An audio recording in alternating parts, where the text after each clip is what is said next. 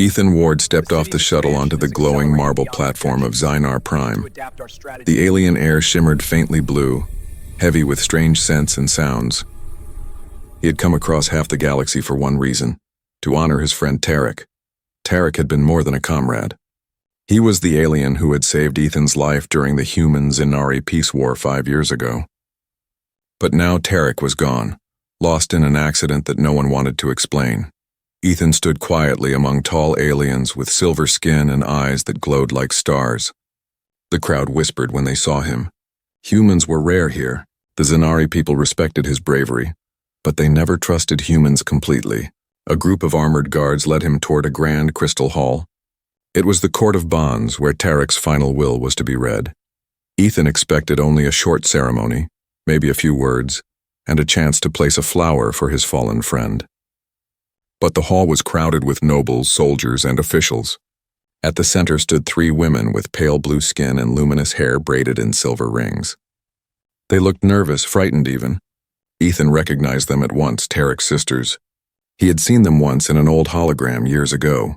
The eldest, Lyra, stood tall in warrior armor. The middle one, Sira, wore a healer's robe. The youngest, Nora, looked barely 20, her eyes burning with anger and pain. They looked at Ethan as if they were seeing the man who had stolen their fate. An elder Zinari stepped forward and spoke in a deep, echoing voice. "By the law of the bonded families, the one who holds the life debt of Tarek of House Zynar inherits his family, property, and legacy." The bond was signed in blood between Tarek and this human, Ethan Ward. The hall went silent. Ethan blinked, thinking he had misunderstood. The elder continued. "By this law, his sisters are now bound to Ethan Ward. They are his wives by the decree of inheritance." Gasps filled the hall. Some aliens laughed in disbelief. Others hissed in outrage. Ethan's heart pounded. He took a step back. "What do you mean, wives? That's not what I came for. I came to honor him, not to own anyone." But the elder only bowed his head. "The law is older than this city. Once sealed, it cannot be undone. Refusal is forbidden and punished by exile or death." Lyra's eyes lowered.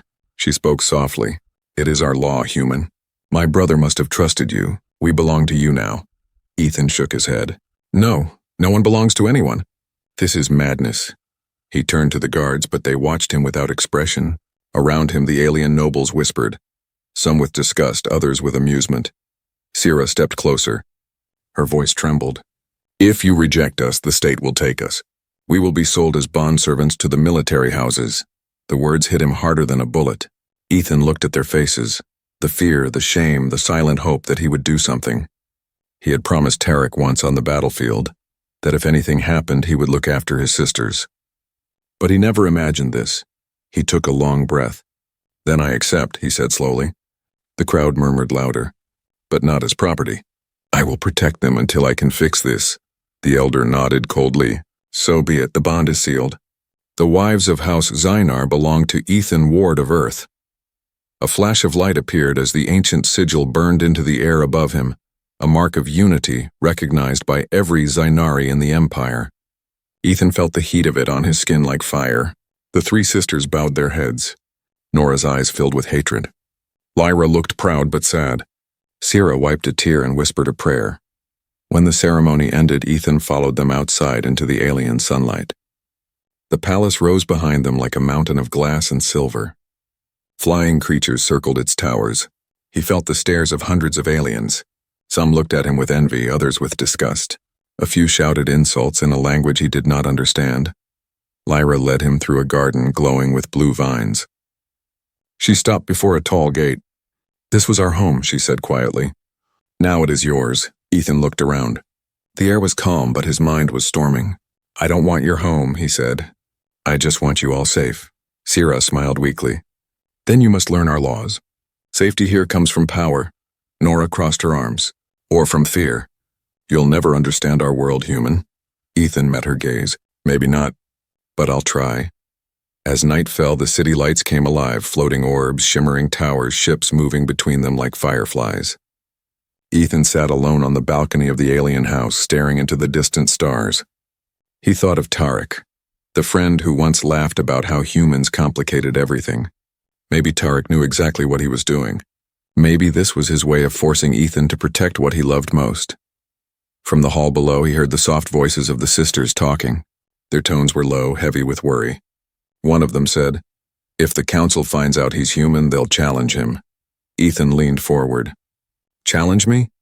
he whispered to himself. The wind carried faint music from the city, strange and beautiful. But behind it was something else, the sense of danger waiting to rise. He didn't know it yet, but by morning the entire planet would know his name.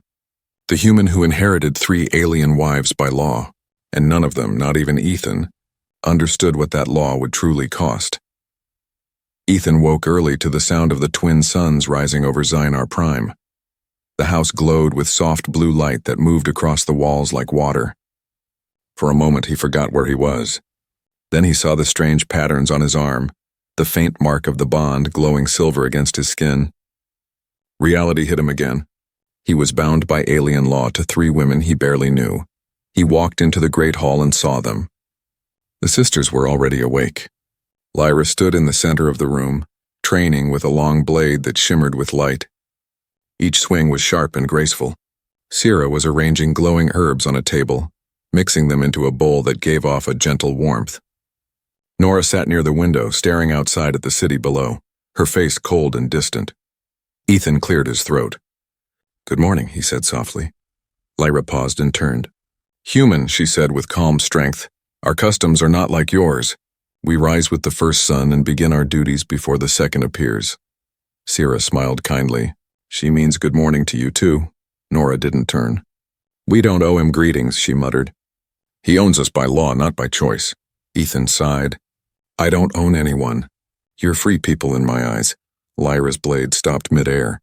"Then your eyes will get you killed. The city already talks about you. Some call you brave. Others say you insulted our traditions by refusing to claim your rights." He frowned. "Let them talk. I didn't come here to play politics," but Sira shook her head.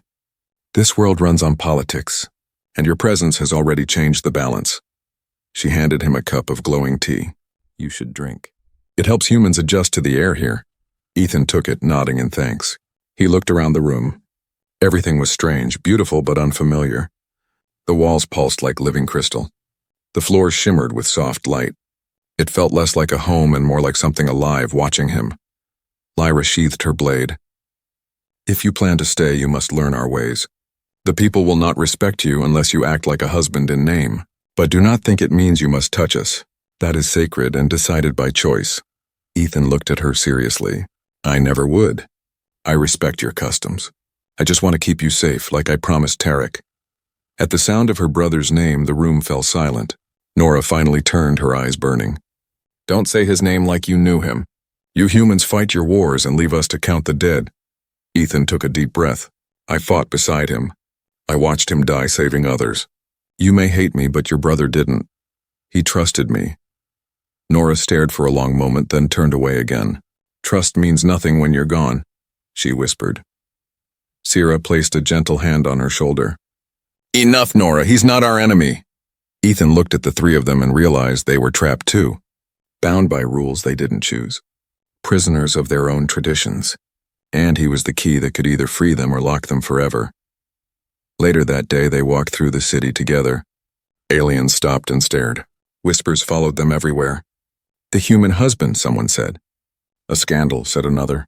Guards watched from every corner. The law protected him, but it also marked him as a target. Lyra walked beside him, her armor gleaming in the sun. "You will be challenged soon," she said. "There are many who believe no human should hold Zynari wives. They will test you to see if you deserve us." Ethan looked at her. "And if I lose?" She met his eyes. "Then you die and we are taken as property of the state." He stopped walking. "That's not going to happen," he said quietly. Sira smiled softly. "You sound like Tarek when you say that." As they reached the edge of the city, Ethan looked out over the shining towers, the floating ships, the alien banners waving in the wind. He felt small but determined. He didn't understand this world's rules, but he knew one thing. He would not let Tarek's sister suffer because of him. Night came again, and the house filled with silence. Nora played soft alien music on a stringed instrument. Lyra cleaned her weapon. Sira read from a glowing tablet. Ethan stood on the balcony looking up at the stars. He whispered to himself, "I'll find a way to free you. I don't care what law I have to break." From behind him, Sira's gentle voice answered, "Then you have already made enemies." Ethan turned and saw a shadow move across the garden wall. Someone was watching, and deep inside he knew. This strange inheritance was only the beginning. Ethan could not sleep that night. The words of Sira kept echoing in his mind. "You have already made enemies." He sat near the window watching the twin moons rise above the alien city. The faint sound of the sisters' voices came from below. They spoke in their native tongue, fast and sharp. He did not need to understand the words to know what they meant. They were scared. At dawn, a knock came at his door. When he opened it, Lyra stood there in full armor, her face hard and calm. "The High Council has summoned you," she said. "They want to speak about the bond." Ethan followed her through the silver streets to the great tower of law. The guards at the gate stared at him with cold eyes. Inside, everything was made of light and glass. In the center stood a huge circle where alien judges floated above their seats. The oldest among them spoke first. "Ethan, Ward of Earth, you have inherited House Zynar through the blood bond of your fallen comrade Tarek. Do you understand what this means?" Ethan nodded. "I was told it means his sisters are under my protection," the hall murmured. One judge leaned forward. "Protection is not enough. The law was made during the Great Wars. When one warrior saves another's life and the savior dies first, the family of the saved becomes one with the savior's bloodline. You are not just their guardian. By our code, you are their husband." Ethan's voice was steady. "In human law, no one can be forced to marry. I will protect them, but I will not claim them as wives." The judges looked at one another. The elder said coldly, "Then you break the bond. Breaking it means the family becomes property of the Empire. You will be punished for dishonor, and they will be sold." A silence spread through the chamber. Ethan's fists tightened. "So my choice is to accept something I don't believe in or let them be taken like slaves?" No one answered. The sound of alien wings flapping outside filled the moment. Lyra stepped forward. "Elder, my brother trusted this man. He deserves time to learn our ways." The judges studied her, then finally spoke. "Very well. You have 3 cycles to prove the bond valid. If by then no ritual has been completed, the law will decide their fate." Ethan bowed slightly, though his jaw was tight with anger. 3 cycles, he said. "Then I'll find another way." When they left the tower, the streets were crowded. Whispers followed him again. Some aliens watched with curiosity, others with open hatred. One even threw a piece of stone toward him. Lyra caught it midair without looking. "They think you mock our traditions," she said quietly. "They think you believe yourself above the law." Ethan shook his head. "I just believe no law should control people's hearts." That night, Sira brought him an old book written in alien script. "This," she said, "is the codex of the bond. It contains every rule, every ritual. Maybe you'll find something." He looked through the glowing pages, tracing the strange letters. The words were hard to read, but one thing caught his attention. There was a small symbol beside a paragraph near the end. Sira translated softly. "It says, if love is proven without force, the bond becomes sacred and free from rule." Ethan's eyes lifted. "So it's possible to free you?" Sira nodded slowly. "If the council believes it. But no one has done it in centuries.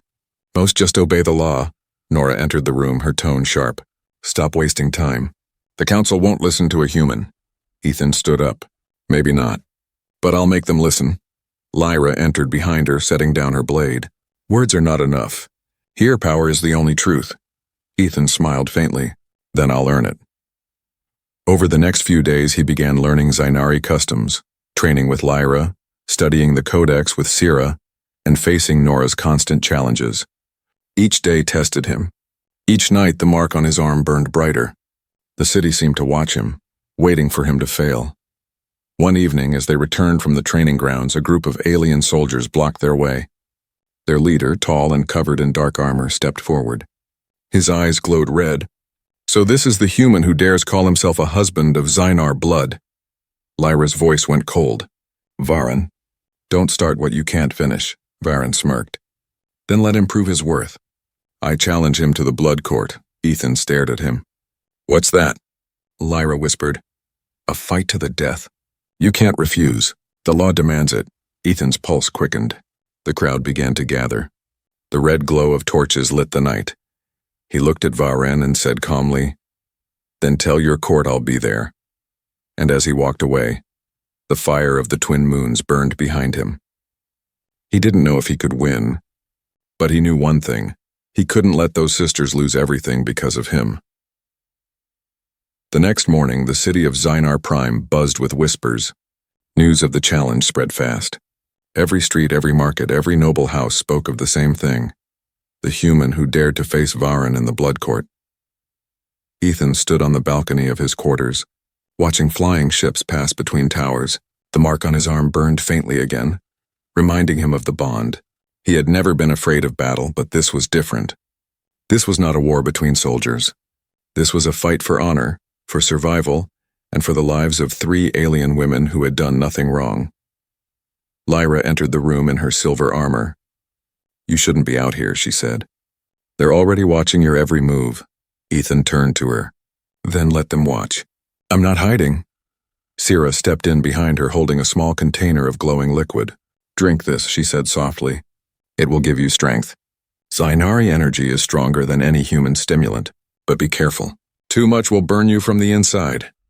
He took the container and nodded. "Thanks." Nora stood by the doorway, arms crossed, her tone sharp. "You don't even know how to fight our way. Varen is not some common soldier. He's a champion.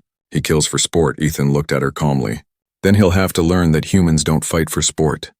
We fight for what matters." Nora stared for a moment and looked away. There was no answer for that. That evening, Lyra took him to the old training grounds under the city. The floor was made of black glass and lights pulsed under their feet like veins of fire. "Here," she said, handing him a practice staff. "Our combat is not just strength. It's rhythm and instinct. Watch me." She moved fast and precise, each strike smooth like flowing water. Ethan watched her closely, then tried to copy. His movements were heavy at first, but Lyra corrected him again and again until his body began to adapt. Hours passed. Sweat dripped down his neck and his arms burned, but he refused to stop. Finally, Lyra stepped back, breathing hard. "You learn fast," she said. "But this will not be enough. Varen will use energy weapons. He will try to humiliate you in front of the crowd." Ethan smiled slightly. "Let him try." The day of the blood court came. The arena stood in the heart of the city, surrounded by thousands of glowing seats filled with aliens of every kind. The air trembled with noise and excitement. High above, banners of the Zenari Empire waved like living flames. Ethan stepped into the center of the arena. Across from him stood Varen, taller, broader, his armor black as night and eyes glowing with crimson light. His mouth curved in a cruel grin. "You should have stayed on your weak little planet," he said. "Now I'll show your people what happens when they touch our women." Ethan said nothing. He looked around the arena, then at the 3 sisters sitting in the high balcony under guard. Lyra's eyes were fierce with pride. Sira pressed her hands together in silent prayer. Nora stared with mixed fear and defiance. The gong sounded. The fight began. Varen charged forward like a storm. His blade of energy sliced the air with burning heat. Ethan dodged the first blow, the second grazed his arm. Pain flashed through him, but he stayed calm. He remembered Lyra's training. Move with rhythm, not rage. He ducked low and swung his staff, catching Varen off balance. The crowd gasped. Varen growled and struck harder, faster, his hits shaking the ground. Ethan stumbled but refused to fall. Then Varen lifted his hand and a shockwave burst from his armor, sending Ethan flying across the floor. Blood ran down his lip, but he rose again. "Is that all?" he said through clenched teeth. The aliens shouted in disbelief. A human taunting a champion. It had never happened before. Ethan switched his stance, timing his movements, watching the rhythm of Varen's attack. When the next strike came, he twisted aside and drove his staff against the joint of Varen's armor. A spark exploded. The champion staggered. Ethan followed with another strike, then another, disarming him completely. The arena fell silent. Ethan stood over the fallen warrior, breathing hard. He could kill him easily. One final hit would end it. But instead, he lowered his weapon. "You said humans fight for nothing. You were wrong," he said. "We fight for those who can't." He turned his back and walked away. The judges rose. "By law," the elder called out, "the human has won. The bond remains unbroken." The crowd erupted in disbelief. Some cheered. Others shouted in rage. But up on the balcony, the 3 sisters stood together, eyes wide with pride and something deeper: hope. That night, when they returned home, Lyra bowed before him. "You could have killed him," she said. "Why didn't you?" Ethan looked out at the alien skyline. "Because mercy is something your law forgot." For the first time, Lyra smiled. "Maybe you were meant to change it." And from the shadows, Nora whispered softly to herself, "Maybe he already has." Days passed after the battle in the Blood Court, but the echoes of that fight still lived in the streets of Zynar Prime. Everywhere Ethan went, eyes followed him. Some looked with awe, others with hatred. A human had defeated a Zenari champion and spared his life. To the proud alien race, that act was both shame and wonder. Ethan stayed quiet. He spent most of his time inside the house trying to learn more about the Zynari world. The sisters were different now. Something had changed between them since the fight. Lyra, once distant and proud, now trained beside him every morning. Her tone was still sharp, but there was respect in her eyes. She no longer saw him as an outsider, but as someone who had earned his place beside her. Sira often joined him in the evenings. She was gentle, always bringing new herbs and showing him how their healing worked. She would smile softly when he listened, and sometimes when he laughed at her alien jokes, her eyes glowed faintly like warm light. Nora was still the hardest to reach. She kept her distance, but she watched him, sometimes from a corner, sometimes from a doorway. When he caught her looking, she always turned away, pretending she wasn't. One evening, as the twin suns sank below the horizon, Ethan cooked something from his own world. The smell of sizzling spices filled the hall. The sisters came one by one, curious. Lyra tilted her head. "What is this smell?" Ethan smiled. "Human food. We call it stew. Sit down. You'll like it." They hesitated. Zenari didn't usually share meals that way, but slowly they sat. Ethan poured the warm food into shining bowls.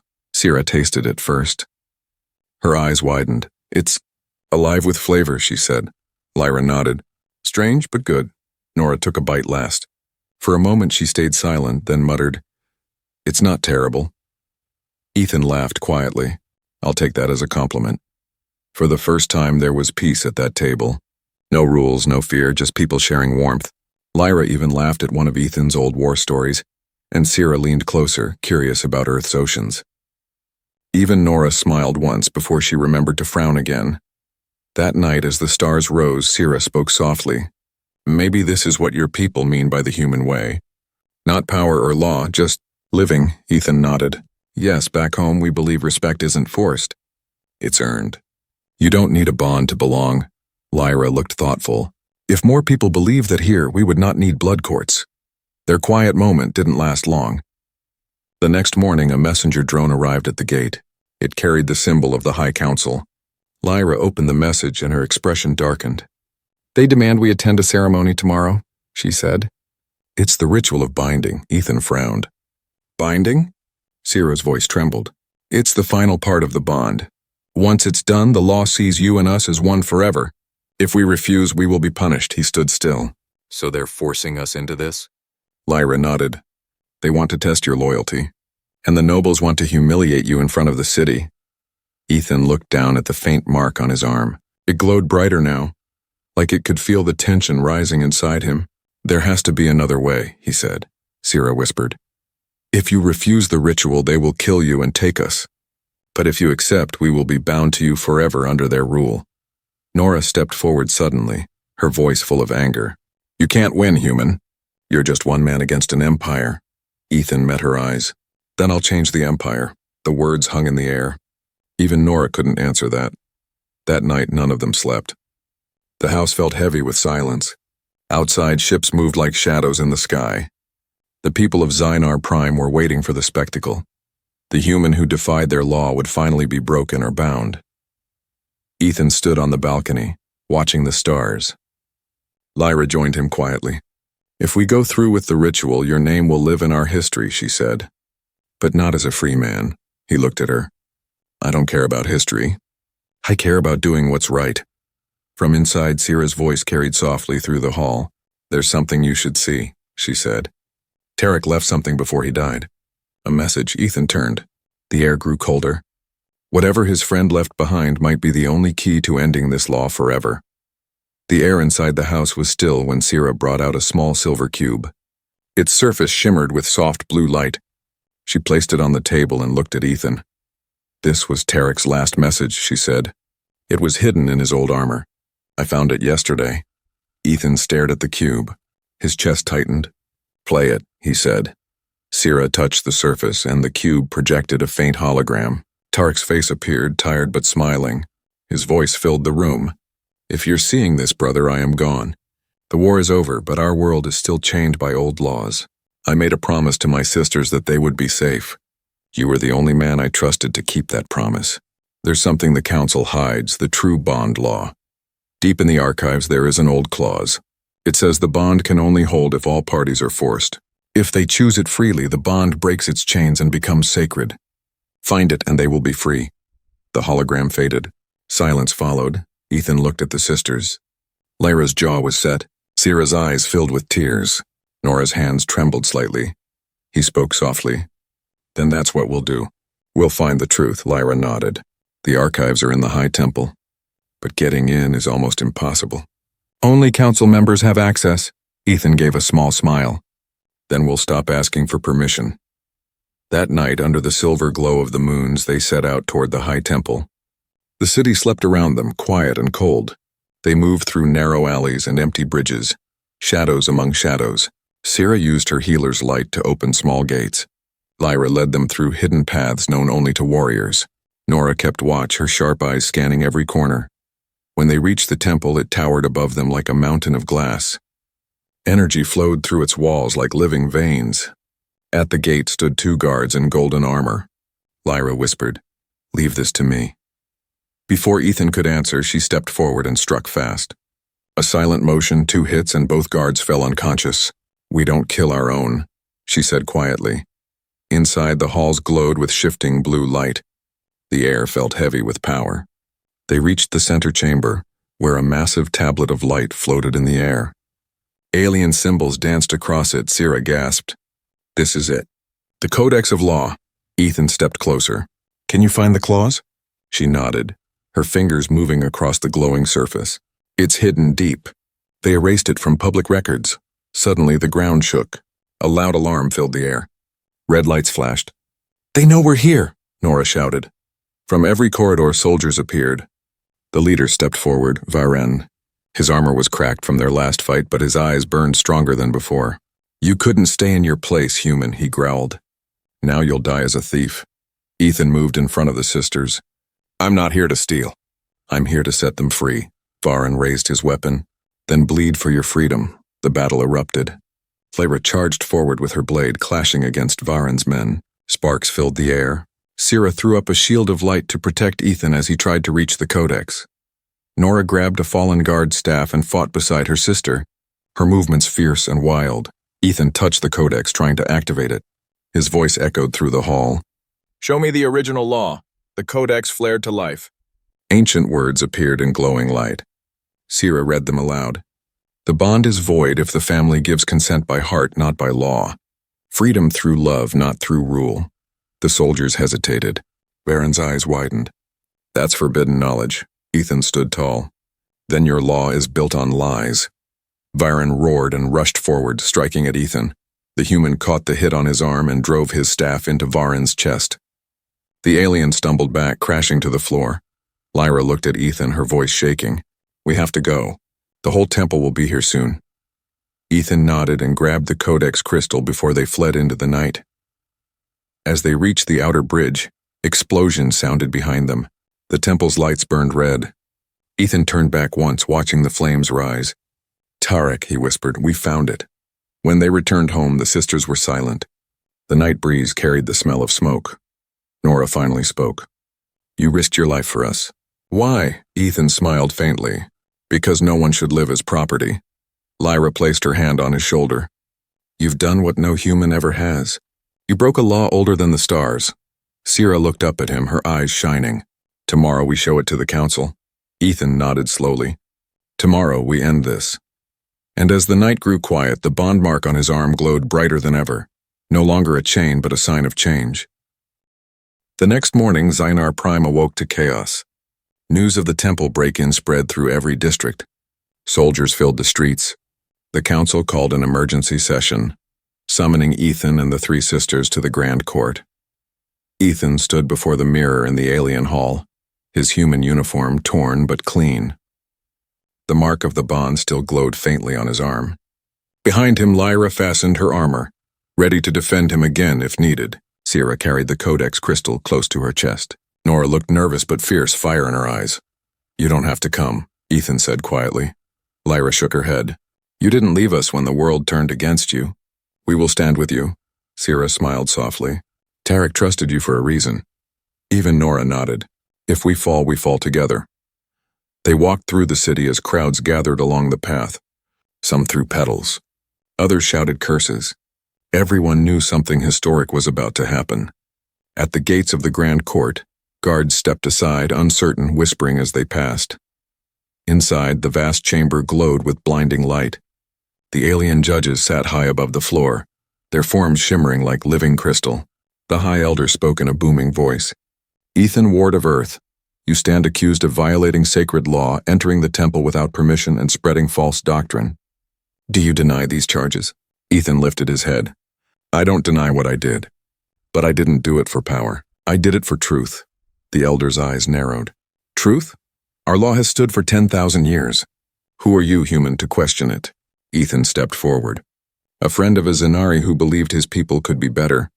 Tarek found what you buried." He nodded to Sierra, who raised the codex crystal. The hall filled with blue light as the hidden claws appeared in the air. The words glowed across the walls for all to see. "The bond is void when consent is freely given by heart, not law. Love chosen willingly is beyond control." The hall erupted with noise. Some shouted in disbelief, others gasped. The judges stared in silence. Ethan's voice was steady. "You've built your world on fear and control, but your own ancestors wrote something greater, a bond born from choice, not from chains." Varn appeared from the side, bruised but alive, his voice sharp with anger. "You twist our history with human lies. This man mocks us all." Nora stepped forward. "He doesn't mock us. He saved us. You talk about honor, but you serve power, not justice." Varn glared at her but said nothing. The crowd's whispers grew louder. Sierra faced the judges. "We do not reject our people. We only ask for freedom to choose," Lyra added, her voice strong. "And we choose him, not because law commands it, but because our hearts do." The hall fell silent. The judges looked at one another. The High Elder stood slowly. "You speak dangerous words, Lyra of Zynar. You claim love over law." Lyra met his gaze without fear. "Yes," the Elder raised his staff. "Then by the power of the Council, this bond is—" Before he could finish, the codex glowed again, brighter this time, reacting to their words. A wave of light spread across the chamber. The bond mark on Ethan's arm burst into silver flame, then vanished. The chains of energy that once tied him to the sisters shattered into pure light that wrapped around all four of them, soft and warm. Gasps echoed. The judges shielded their eyes. When the light faded, the mark was gone. The law had recognized their choice. The bond no longer belonged to the council. It belonged to them. Ethan stood tall, the sisters beside him. "You cannot rule love," he said quietly. "It doesn't obey your laws." The High Elder trembled. "You have undone what was never meant to be undone." "Then maybe it was time," Ethan said. The hall broke into noise again. Some shouted for his exile, others for change. But among the chaos, the people outside began to chant his name. The human who freed the bond. The outsider who changed their oldest law. Later, as the sun set over the shining city, Ethan and the sisters stood on the highest terrace. The wind was soft. The sky glowed in colors neither human nor Zenari had words for. Sierra looked at him. "What happens now?" Ethan smiled faintly. "Now you live free, and I finally keep my promise." Lyra placed her hand on his shoulder. "You've changed more than our lives. You've changed our world." Nora looked out toward the horizon, her voice calm. "Maybe freedom is just the start." They watched the stars rise. Side by side, 3 alien hearts and 1 human soul bound not by law or blood, but by something stronger. The people of Zynar Prime would remember that day forever. The day a human broke their oldest chains. And as the night sky spread across the world, Ethan Ward finally understood that sometimes humanity's greatest power wasn't strength or technology. It was the courage to love in a world built on fear.